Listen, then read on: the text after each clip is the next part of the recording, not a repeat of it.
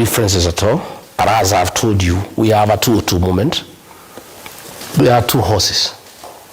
The one-term movement versus William Ruto.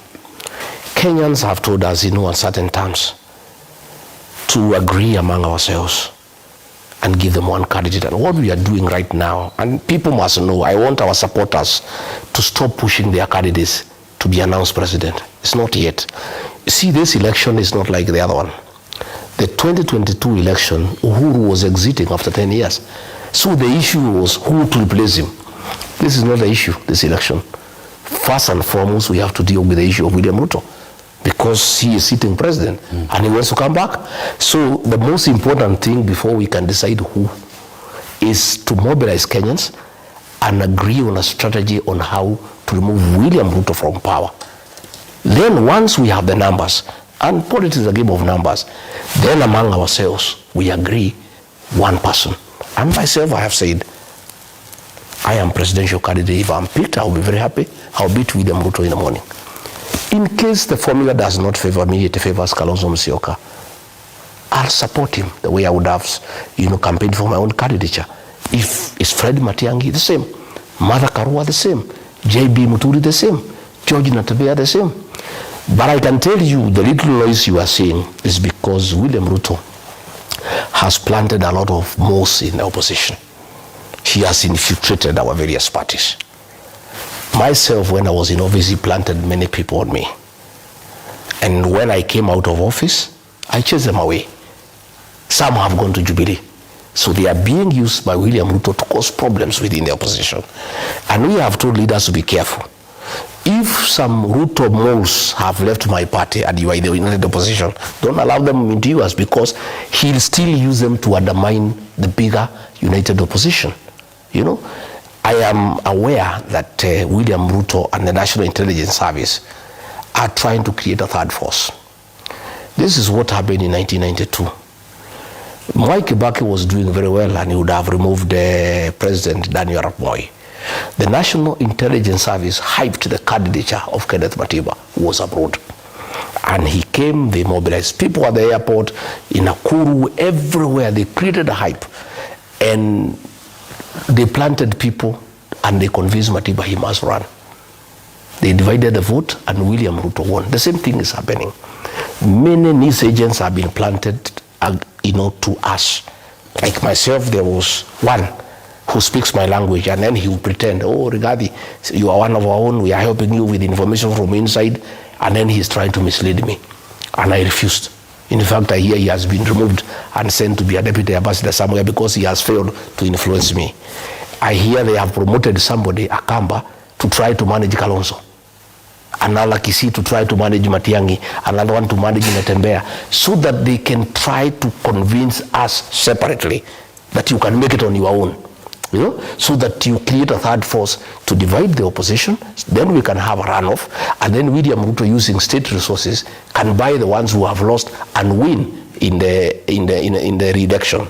So the good thing, they have been trying to create confusion by creating rumors that Kalonzo is going to State House at night, so that we can be suspicious of Kalonzo. But Kalonzo has been very forthright with us, and that's why we have stuck together.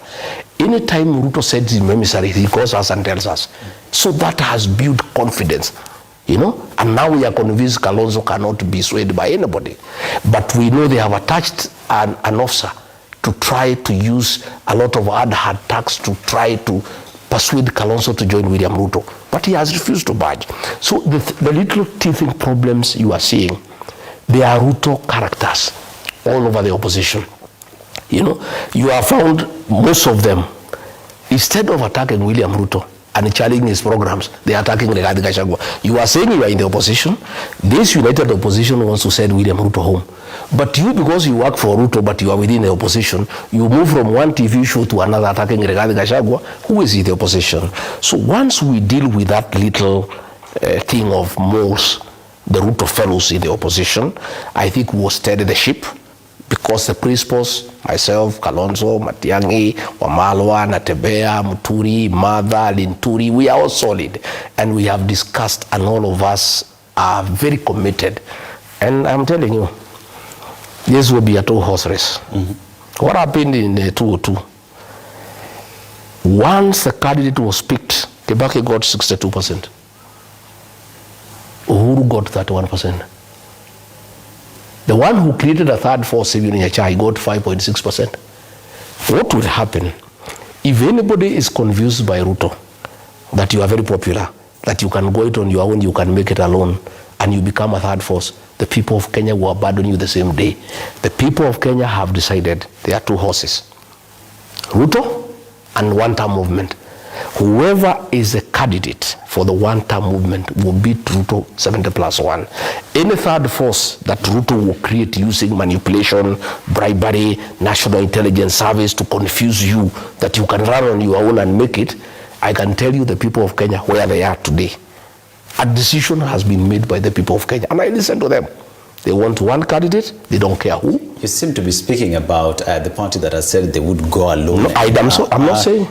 Within the United Opposition, which is Jubilee. I don't know. I'm just saying, if you leave the United Opposition and go on your own, you'll be a third force. The people of Kenya will not accept a third force. The other day, they tried to form something called Sijui Kenya Moja, something. But, you know, God is gracious to the people of Kenya. Before we could go far, one of the people who was pushing that thing was unmasked by a root of people saying this is one of our own. We are the ones who have sent her to spy for the opposition. It died. That is what will happen. And Kenyans are also very intelligent. All these moles sent by Ruto into the opposition, people know them. They see through them. They read. They know and they tell us, that is a mole, that is a mole, that is a Ruto person, that is this. Let me tell you, this thing will be a two-horse race. The rest are donkeys. Whoever is picked by the United Opposition to face William Ruto is the one who will win and will be the 6th president of the Republic of Kenya. If anybody gets lost along the way and decides to abandon the people of Kenya and think you can go it on your own, you will not go far. The people of Kenya will say no. I want us to